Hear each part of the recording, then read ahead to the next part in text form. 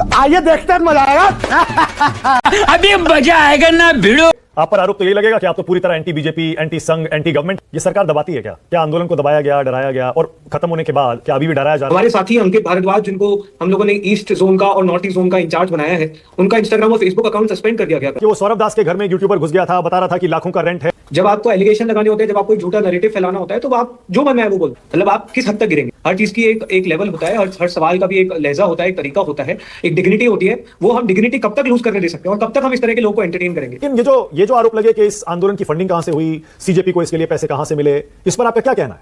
नहीं, हमें मानव जी, इसकी पूरी फंडिंग जो है पीएम केयर्स फंड से आई है। आपसे निवेदन है कि पीएम केयर्स फंड की पूरी जांच की जाए और ट्रांसपेरेंटली वो पैसा कहां खर्च हुआ है वो जनता के सामने शेयर किया जाए कि हम लोगों को कीड़े मकोड़ों की तरह ट्रीट किया गया है। जब हमने मुद्दे उठाने की बात की है, हमें हिंदू मुस्लिम की राजनीति में फंसाया गया है, हमें जाति की राजनीति में फंसाया गया है। हमारे असल मुद्दों को नहीं उठाया जा रहा है, बेरोजगारी के मुद्दों को एड्रेस नहीं किया जा रहा है, पेपर लीक के मुद्दों को एड्रेस नहीं किया जा रहा है। नरेंद्र मोदी जी गए थे क्या जंतर मंतर? अमित शाह गए थे क्या जंतर मंतर? नितिन नवीन गए थे जंतर मंतर? आप क्या अखिल भारतीय विद्यार्थी परिषद गई थी जंतर मंतर? नहीं गई थी ना। A few moments later. मालिक वो देखो। आप पर आरोप तो यही लगेगा कि आप तो पूरी तरह एंटी बीजेपी, एंटी संघ, एंटी गवर्नमेंट हैं। आप किसी भी और विपक्षी दल के खिलाफ कुछ बोलते ही नहीं है।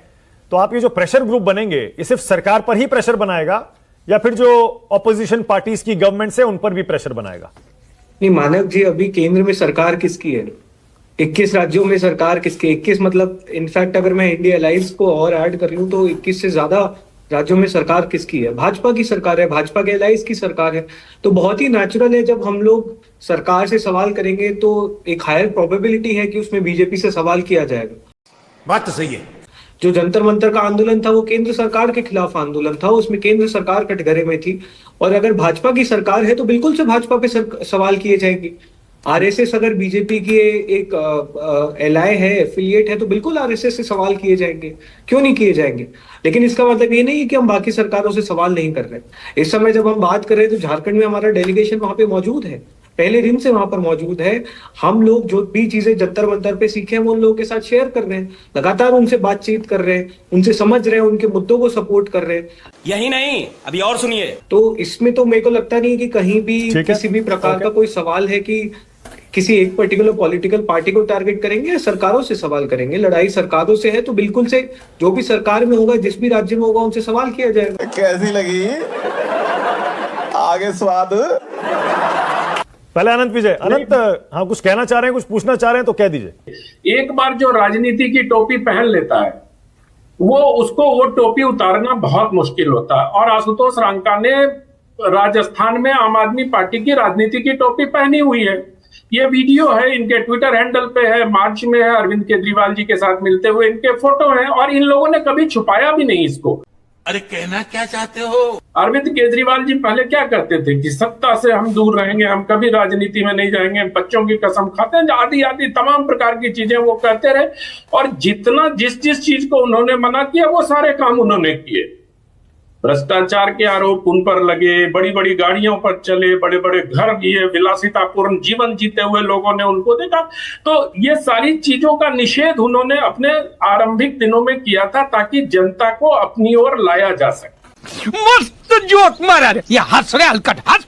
कॉकरोच जनता पार्टी भी मतलब इस देश की राजनीति में आएगी और राजनीति में ये कहते हुए आएगी कि युवाओं के लिए बदलाव करने के लिए सत्ता में होना बहुत जरूरी है। बगैर सत्ता में हुए इस देश में संवैधानिक तरीके से बदलाव नहीं किया जा सकता।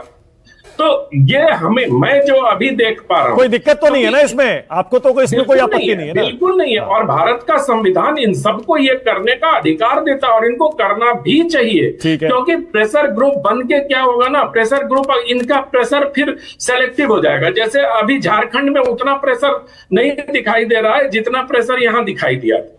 झारखंड में भी आशुतोष रांका ने कहा कि इनके लोग वहां उपलब्ध है, मौजूद है, जो भी होंगे भी, मैं इस बात से इनकार नहीं करता हूं।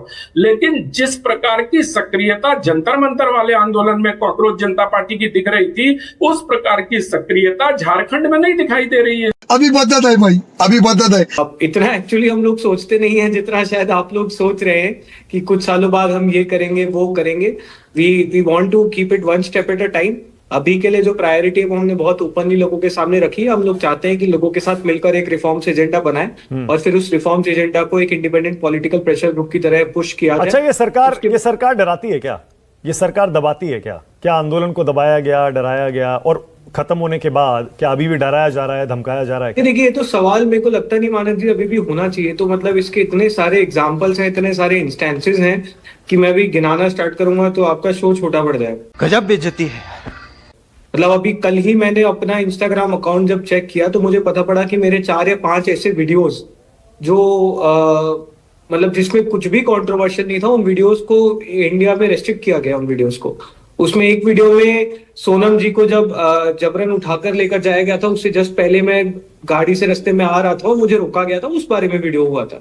एक वीडियो में ये बता रहे थे कि किस तरह से पुलिस वाले खाना अंदर लेकर नहीं जाने दे रहे, और ये वीडियोस रेस्ट्रिक्ट किए गए इंडिया में। इसका क्या कारण है, आज तक कोई क्लैरिफिकेशन नहीं मिला। हमारे साथी अंकित भारद्वाज, जिनको हम लोगों ने ईस्ट जोन का और नॉर्थ ईस्ट जोन का इंचार्ज बनाया है, उनका इंस्टाग्राम और फेसबुक अकाउंट सस्पेंड कर दिया गया कल। किस कारण से किया गया ये बताया नहीं गया अभी तक। तू समझा? हाँ। नहीं, तू समझा नहीं।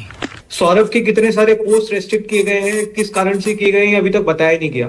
हमारे ट्विटर अकाउंट को किस कारण से रेस्ट्रिक्ट किया गया था ये आज तक बताया नहीं गया। सरकार ने बोला कि नीट का पेपर होने तक हमने रेस्ट्रिक्ट किया था, कोई दिक्कत नहीं है। उस समय कह रहे थे नेशनल सिक्योरिटी रिस्क है।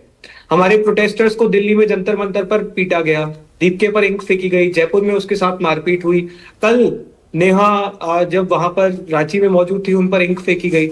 तो ये सारी चीजें तो मतलब इतने सारे इंस्टेंसेस है कि अभी हम बताना स्टार्ट करेंगे। इसमें तो वो भी जोड़ना चाहेंगे आप कि वो सौरभ दास के घर में एक यूट्यूबर घुस गया था, बता रहा था कि लाखों का रेंट है, साउथ दिल्ली में रहते हैं, कहां से पैसे आते हैं। घर को लेके आप देखिए कितनी बड़ी मिस इन्फॉर्मेशन कैंपेन फैलाई गई। सच आप बता दीजिए, आज सच बता दीजिए। सौरभ दास पर बहुत आरोप लग रहे हैं, बड़ी बड़ी पार्टियां करते हैं, पैसे कहां से आते हैं। हाँ, बता।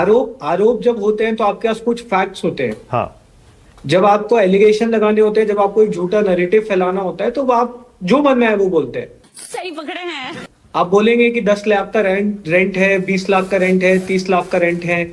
आप व्यक्ति की पर्सनल लाइफ में घुसेंगे, आप उसके पेरेंट्स पर सवाल उठाएंगे, आप उनकी सिटीजनशिप पर सवाल उठाएंगे। आप बिल्कुल ये कर सकते हैं। ये भी पता होना चाहिए कि जिस व्यक्ति ने प्राइमरीली इस तरह की मिस इन्फॉर्मेशन फैलाई, वो व्यक्ति बदनाम है। मयंक नाम के जूनियर को भेजकर वहां पर एंटी इंडिया से नारे लगाने के लिए। क्या बात, ये बात है। घर में घुसना तो वैसे भी गलत है, लेकिन ये जो सवाल पूछे जा रहे हैं आशुतोष रांग का, इनका तो सामना करना पड़ेगा पब्लिक लाइफ में जब आप उतरते हैं। सवाल माने, जैसे सवाल ये है, मतलब हाँ, अब जैसे सवाल ये वाला है सौरभ दास को लेकर जो सवाल उठ रहे हैं कि वो इतना रेंट देते हैं, कैसे रहते हैं साउथ दिल्ली में, इतने बड़े घर में, पैसा कहां से आता है, कहां से कमाते हैं। का मतलब ये तो नहीं होना चाहिए ना कि आप किसी को ये बताइए कि इसके फादर बाहर के सिटीजन है या इस व्यक्ति की सिटीजनशिप यहाँ की नहीं है। मतलब आप किस हद तक गिरेंगे। हर चीज की एक लेवल होता है, हर सवाल का भी एक लहजा होता है, एक तरीका होता है, एक डिग्निटी होती है। वो हम डिग्निटी कब तक लूज करने दे सकते हैं और कब तक हम इस तरह के लोगों को एंटरटेन करेंगे।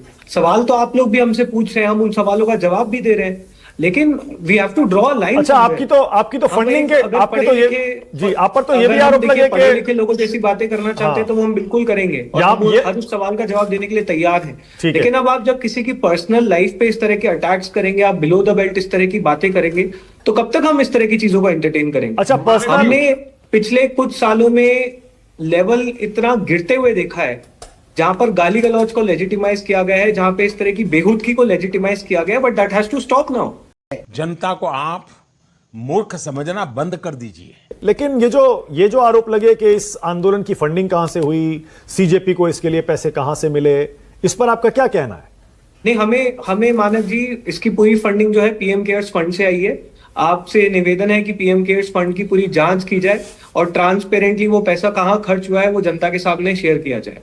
अब सतीश के सिंह, और सतीश जी मैं चाह रहा हूं पहले आप जवाब दीजिए मेरे सवाल को जो आज मैंने रखा है, उसके बाद आप आशुतोष रांका पर जाइएगा। देश में आंदोलन का टाइम चला गया क्या, या फिर ये प्रधान के इस्तीफे के बाद टाइम आ गया है और आंदोलन होंगे? अब पूरा ये देश बराबर आंदोलित ही रहता है। अब यही है कि सड़क पे आ गया है। अब अगर आप चाइना बनाना चाहते हैं, हाँ, टियानमेन स्क्वायर देखना चाहते हैं, पता नहीं आप क्या करना चाहते हैं, तो मैं नहीं कह सकता। तो पहला तो जवाब यही है, आंदोलन माने क्या है। जो आपने अभी पूरा जो पत्तर वत्तर पढ़ा उसमें अभी व्यक्ति की बात कही और संगठन की बात की। और कोई घर में भूख में हड़ताल पे बैठ गया तो भाई मान लीजिए कि आज के डेट में अन्ना हजारे भूख हड़ताल पे बैठ जाए, घर में बैठ गया बिना बोले, अभिव्यक्ति भी नहीं है तब, या अभी एक बैठ गए थे सोनम बागची, अचानक भाग गए, पता ही नहीं चला कुछ, तो वो बात। यही नहीं, अभी और सुनिए। देखिए मैं तो कह रहा हूँ कि आज जितना मैंने पेशेंस का मुजाहरा किया है, हाँ। उतना पेशेंस मुझे कॉकरोच वालों में नहीं दिख रहा है। ये क्या बात करता है यार? आप मुझे भविष्यवाणी बताइए, क्या इनमें से सौरभ दास, अभिजीत दीपके, आशुतोष रांका या और कोई जो सीजेपी के नेता है, क्या किसी और पार्टी में भी कभी शामिल हो सकते हैं क्या? कांग्रेस में, बीजेपी में, इधर उधर लग रहा है आपको? क्यों राघव चड्ढा शामिल नहीं हो गए? अच्छा, राघव चड्ढा भी आ गए, कोई भी कहीं भी जा सकता है। देखो ये लोग जाएंगे आपके साथ? सुनिए ना, आप एकदम ठेठ भाषा में बोलिए और सच बोलिए। हाँ। ये पॉलिटिक्स करने आए हैं, एकदम सीधी बात है और कुछ नहीं है। और आप जान लीजिए, कोई तो मुद्दा लेके आगे बढ़िएगा ना, वो तो कह रहे कि हम आएंगे पॉलिटिक्स। कल को इनको कोई राज्यसभा भेजे तो ये चले जाएंगे, आप ये कहना चाह रहे हैं? 110% जाएंगे, 110%। इसमें कहां से दो राय आपको लग रहा है? बार बार झूठ बोलो। सतीश जी ने बोला हम लोग इम्पेशेंट है, हम लोग 110% इम्पेशेंट है, 110% इम्पेशेंट है, क्योंकि हमारे पास समय नहीं है। देखिए, एक बहुत सीरियस दौर से हमारा देश आज की तारीख में गुजर रहा है। आप जितने भी indicators, economic indicators, health indicators, development indicators उठा के देख लीजिए, आज हम लोग एक बहुत नाजुक तौर से एक देश के तौर पर गुजर रहे हैं। जो हम डेमोग्राफिक डिविडेंड की डींगे हाँकते रहते हैं पूरी दुनिया भर में, वो डेमोग्राफिक डिविडेंड एक डिजास्टर की तरफ बढ़ रहा है। उस डेमोग्राफिक डिविडेंड के पास ना जॉब्स हैं, ना स्किल्स हैं, ना उनको ढंग का एजुकेशन मिला है। अरे हम तो फकीर आदमी हैं। देश के युवाओं को जो एक अंडरलाइन सेंटिमेंट है कि हम लोगों को कीड़े मकोड़ों की तरह ट्रीट किया गया है। जब हमने मुद्दे उठाने की बात की है, हमें हिंदू मुस्लिम की राजनीति में फंसाया गया है, हमें जाति की राजनीति में फंसाया गया है। हमारे असल मुद्दों को नहीं उठाया जा रहा है, बेरोजगारी के मुद्दों को एड्रेस नहीं किया जा रहा है, पेपर लीक के मुद्दों को एड्रेस नहीं किया जा रहा है। तो हाँ, हम एक्चुअली कॉकरोचों की तरह ट्रीट किए गए हैं। तो उस अंडरलाइन सेंटिमेंट के साथ इस देश का युवा कहीं ना कहीं रेजोनेट किया, और इसमें हम बहुत हम्बल तरीके से बताते हैं कि इसमें हमारा रोल भी नहीं था। ठीक है, हमारा रोल सिर्फ एक प्लेटफॉर्म क्रिएट करने का था, लेकिन वो सेंटिमेंट इस देश के सिस्टम ने क्रिएट किया गया है। इस देश के सिस्टम ने इस देश की जनता को कीड़े मकोड़ों की तरह ट्रीट किया गया है। हमारे देश को गटर बनाया गया है, जिस कारण आज देश का युवा इतना गुस्सा है। बात तो सही है कि इस देश की राजनीति इतनी शरारती है कि अब उनसे, आशुतोष रांका से हिंदुस्तान की सारी समस्याओं का समाधान पूछ लिया जाए। हाँ। सारी। आप जयपुर क्यों नहीं गए, आप इधर क्यों नहीं गए, आप वहां क्यों नहीं गए, खुद नहीं करेंगे, खुद नहीं करेंगे कोई समस्या का समाधान। ये है जो मतलब टांग पकड़ के खींचना। कुछ लोग अगर अच्छा काम करना चाहते हैं तो आप उसमें फौरन करेंगे, आप राजनीति कर रहे हैं। अरे क्यों नहीं राजनीति कर रहे हैं? हाँ। क्या बुराई उसमें? कोई दिक्कत नहीं है, बिल्कुल आप सही। क्या कह करना के चाहते करें हैं? ना भाई राजनीति। अब आप देखिए बात, आशुतोष जी प्लीज, वो बस खाली कह के करे, ऐलान करके करे ना भाई। सतीश जी प्लीज, ऐलान करके करे। सतीश जी प्लीज, आप कह के क्यों कर रहे हैं? सतीश जी प्लीज, हाँ। मुझे इस बारे में आपत्ति है कि हमारे देश का स्वभाव ऐसा हो गया, अगर कोई काम अच्छा भी करना चाहेगा तो लोग उसकी टांग पकड़ के खींचेंगे, उसमें इतने सवाल खड़े कर देंगे कि वो बेचारे डिमोरलाइज हो जाएंगे। तू समझा? हाँ। नहीं, तू समझा नहीं। भारतीय जनता पार्टी क्या कह रही? अरे आप जंतर मंतर, झारखंड क्यों नहीं गए? नरेंद्र मोदी जी गए थे क्या जंतर मंतर? अमित शाह गए थे क्या जंतर मंतर? नितिन नवीन गए थे जंतर मंतर? आप क्या अखिल भारतीय विद्यार्थी परिषद गई थी जंतर मंतर? नहीं गई थी ना। ये गड़बड़ है बाबा।